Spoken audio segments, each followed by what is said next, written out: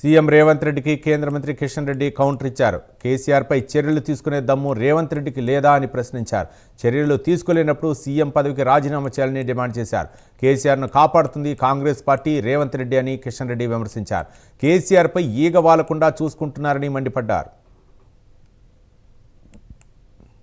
రేవంత్ రెడ్డి గారు అప్పుడు ఈ రకంగా మాట్లాడినటువంటి రేవంత్ రెడ్డి అధికారంలోకి వచ్చిన తర్వాత కేసీఆర్ మీద చర్యలు పక్కకట్టు, చిప్పకూడు పక్కకట్టు, ఈగా దోమ వాలకుండా చూసుకుంటున్నాడు.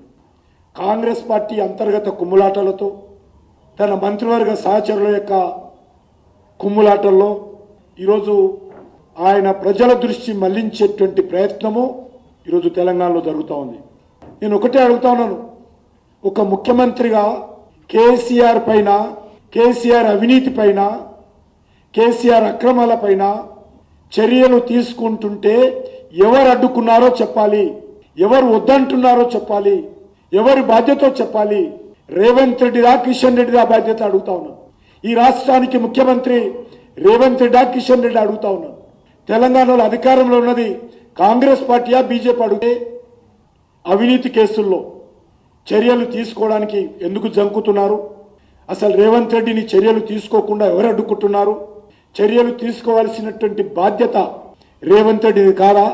చర్యలు తీసుకోకుండా చేతగాక రేవంత్ రెడ్డి అహంకారపూరితమైనటువంటి అబద్ధాలు ఆడుతూ బాధ్యత రహితంగా, ఇర్రెస్పాన్సిబుల్గా మాట్లాడుతూ ఉన్నాడు. బాధ్యతలు ఇచ్చినటువంటి ముఖ్యమంత్రిగా తన బాధ్యతల నుంచి కాడి కింద పడేసి అబద్ధాలు ఆడుతూ ఈరోజు